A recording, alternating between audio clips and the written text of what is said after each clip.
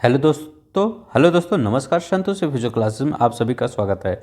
आज हम देख लेते हैं जो टीजीटी का पेपर हुआ है 12 तारीख को, फर्स्ट शिफ्ट का और सेकंड शिफ्ट का, दोनों का हम एनालिसिस कर लेते हैं किस प्रकार से पेपर में क्वेश्चन आए हैं।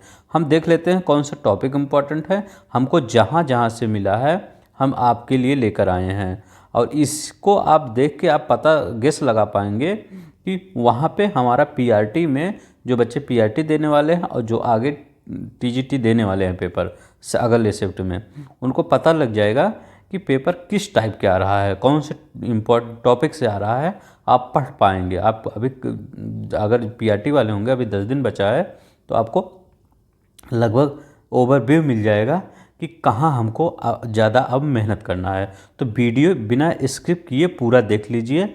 आपका यहाँ से कम 10-15 नंबर आप अभी तैयार कर सकते हैं। तो चलिए बिना किसी देरी के हम स्टार्ट करते हैं। हाँ, जिन्होंने चैनल को सब्सक्राइब नहीं किया है इससे प्लीज़ सब्सक्राइब कर लेंगे, क्योंकि हम ऐसे ही वीडियो डेली लाते रहेंगे 9 से 10 के बीच में, हम रात में, क्योंकि रात में हम दोनों शिफ्ट का आपको पूरा दे देंगे। तो चलिए हम बिना किसी देरी के देख लेते हैं। हिंदी में क्या पूछा गया था? अलंकार पूछा गया था। हिंदी में अलंकार आप लिखिएगा पर्यायवाची, ऐश्वर्य और पृथ्वी, ऐश्वर्य और पृथ्वी का पर्यायवाची। विलोम शब्द वृष्टि का पूछा गया था। गद्यांश से 5 प्रश्न थे। तत्सम तर्भो पूछा जा रहा है, इस टॉपिक को इम्पोर्टेंट है, याद कर लीजिएगा। संधि विच्छेद पूछा जा रहा है। शब्द युग में पूछा जा रहा है। देखिए रीजनिंग से कहाँ से टॉपिक आ रहा है? कैलेंडर इम्पॉर्टेंट है। Blood relation, seating arrangement and Venn diagram. ये वेन डायग्राम सेकेंड शिफ्ट में भी पूछा गया था, फर्स्ट शिफ्ट में। सीटिंग अरेंजमेंट सेकेंड में भी पूछा गया था। अभी मैं नीचे आपको दिखाऊंगा सेकेंड वाले में क्या पूछा। देखिए इंग्लिश में एरर स्पॉटिंग पूछा गया, तो 1 वर्ड सब्स्टिट्यूशन याद कर लीजिएगा, ये काफ़ी इंपॉर्टेंट होने वाला है। एक्टिव पैसिव डायरेक्ट इनडायरेक्ट दोनों शिफ्ट में पूछा गया, फर्स्ट में भी सेकंड में भी। स्पेलिंग एरर ये तो कॉमन है, ये तो पूछा ही जाता है। पैसेज और एंटोनिम्स, देखिए एक मुझे वर्ड मिला था डुबिशियस, मतलब एक इस डुबिशियस, इसका पूछा गया था एंटोनिम से। डुबिशियस मतलब होता है भ्रम, मतलब भ्रम की स्थिति होती है। और एक सिनोनिम्स भी पूछा गया था इसमें से, और शाम वाले में 2 सिनोनिम्स आई थी। कंप्यूटर हार्डवेयर डिवाइस बताया, पूछा गया था कि हार्डवेयर डिवाइस कौन कौन सी हैं। सॉफ्टवेयर डिवाइस, हार्डवेयर डिवाइस याद कर लीजिएगा। इनपुट डिवाइस और आउटपुट डिवाइस, इसको तो आप पूरा घोल के पी जाइएगा, इनपुट आउटपुट, क्योंकि एक क्वेश्चन यहाँ से आ रहे हैं। शाम वाले भी आया था, सुबह वाले में भी आया था। अब देखिए जनरल अवेयरनेस में कहाँ से क्वेश्चन पूछे हैं। पंचायती राज में महिलाओं को आरक्षण कैसे कितना मिलता है, तो जानते हैं 33% है। संसदीय प्रणाली से प्रश्न आया था, हिमालय किस प्रकार का पर्वत है, तो नवीन वलित पर्वत है, सब जानते हैं। नागरिकों के अधिकार फंडामेंटल राइट्स पूछा गया था। COP27 पूछा गया था। रामसर साइट पूछा गया कितने हैं, तो इस समय 75 हैं। साक्षी कुमारी किस खेल से संबंधित है, ये देखिए करंट से क्वेश्चन पूछा गया था। तो जो जो इम्पोर्टेंट है, मतलब वो जो खिलाड़ी, उनको आप जैसे कुछ लोग को नहीं जानते हैं तो आप उनको याद कर लीजिए किस खेल से संबंधित है। गांधी जी के बारे में प्रश्न आ रहा है। KVS प्रिंसिपल का हमने करवाया था आपका एनालिसिस, उसमें वीडियो के डिस्क्रिप्शन में हम लिंक दे रहा हूँ, KVS प्रिंसिपल का भी जाके देख लीजिए।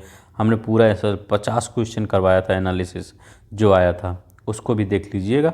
उसमें भी गांधी जी के बारे में पूछा था। कलवरी खजरी, ये जो पनडुब्बी है फ्रांस के द्वारा जो बनाई जा रही हैं, ये पूछा गया था। ऐसा कौन सा प्रधानमंत्री जो प्रधानमंत्री के रूप में भी कार्य किया था, ये देखिए। CDP से रोल ऑफ लीडरशिप मेरिट पूछा था। FLN पूछा था। RT एक्ट 2009 पूछा था। करिकुलम NEP 2020 1986 और 1968, ये इम्पोर्टेंट है। तो NEP 2020 ये भी आप घोल के पी जाइएगा, एक क्वेश्चन आएगा इसमें से। SMDC पूछा था। NEP 2020। देख स्मार्ट टीचिंग, स्मार्ट का फुल फॉर्म याद कर लीजिएगा। ये पूछा नहीं था, मैं लिख दिया हूँ। मेजरेबल, अटेंटेबल और रिलेवेंट, ये होता है स्मार्ट का। T माने टाइम बॉन्ड। अब देखिए टाइम बाउंड। नीपम पूछा था। ECCE पूछा था। देखिए पेडागोजी में क्या पूछा था? पेडागोजी में 3 टाइप के क्वेश्चन बन सकते थे, एक प्रैक्टिकल, एक स्टेटमेंट, एक डायरेक्ट क्वेश्चन। तो मैं डायरेक्ट क्वेश्चन लाया हूँ क्योंकि प्रैक्टिकल क्वेश्चन, स्टेटमेंट क्वेश्चन लाना पॉसिबल नहीं है, इतना याद नहीं रहता किसी बच्चे को। अब देखिए इसमें डायरेक्ट क्वेश्चन में टीएलएम की फुल फॉर्म पूछ लिया था। आपका पीआरटी में पूछ सकता है, काफ़ी जब टीजीटी में टीएलएम पे फुल फॉर्म पूछ रहा है तो पीआरटी में तो और सिंपल पूछेगा। तो आप थोड़ी थोड़ी जो बारीकियाँ होंगी उनको याद करके जाइएगा। ऐसा व्यक्ति जिसमें कितने प्रतिशत की डिसेबिलिटी होगी जिसको उसको अच्छा मतलब ये पूछ रहा है कि कितने परसेंट डिसेबिलिटी होगी कि उसको आरपीडब्ल्यूडी में रखा जाएगा। तो 40% ये क्वेश्चन पूछा था। करिकुलम और सिलेबस पूछा था। करिकुलम और सिलेबस ये देखिए सिलेबस के आपके अकॉर्डिंग पूछ रहा है कि यहाँ से पूछा। और जब सब्जेक्ट एसएसटी में 9 और 10 की जो एनसीईआरटी है, एनसीईआरटी अगर जिसका एसएसटी होगा जिन बच्चों का, वो आप 9 और 10 की एनसीईआरटी पूरा खोल के पी जाइएगा। वहाँ से फ्रेंच असहयोग और मॉडर्न हिस्ट्री से, मॉडर्न हिस्ट्री इम्पोर्टेंट है। अब चलिए हम सेकंड का देख लेते हैं। यहाँ तक आपको आई होप समझ में आ गया होगा। जिन्होंने चैनल को सब्सक्राइब नहीं किया प्लीज़ सब्सक्राइब कर लेंगे। आप पेपर तक आप चैनल को सब्सक्राइब कर लीजिए ताकि आपको वीडियो मिलती रहे। इसके बाद आप अनसब्सक्राइब कर दीजिएगा जब आपका पेपर ख़त्म हो जाएगा, उसी दिन कर दीजिएगा। मैं चाहता हूं कि आपको हर एनालिसिस शाम को मिलती रहे जितना दोपहर में पेपर हुआ है। आपको एक ओवरव्यू मिल जाएगा किस प्रकार से हमको 10 दिन में तैयार करना है। मैं स्पेशली पीआरटी वालों के लिए बोल रहा हूँ। देखिए हिंदी दुर्भाग्य का विलोम पूछा था, टीजीटी सेकंड शिफ्ट में बोल रहा हूँ।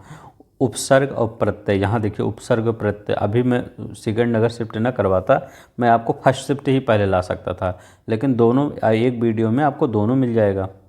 किरण या किरण है या किरण, इसको देख लीजिएगा। किरण का पर्यायवाची नहीं है पूछा था। तत्सम तद्भव सुबह भी पूछा था, पैसेज आया था, 5 क्वेश्चन रहता है। अब देखिए एंटोनिम सिनोनिम से 2 क्वेश्चन आया था, शाम को 2 क्वेश्चन आ गया था। फिल इन द ब्लैंक्स आया था, पार्ट ऑफ द स्पीच आया था, active and passive, direct indirect.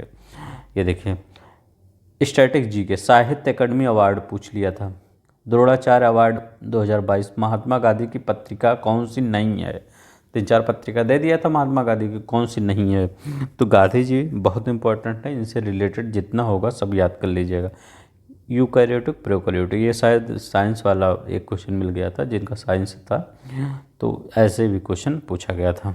देखिए रीजनिंग में seating arrangement square base, seating arrangement जो था तो वो स्क्वायर बेस था, मतलब एक गोला बेस होता है, एक स्क्वायर बेस पूछा गया था।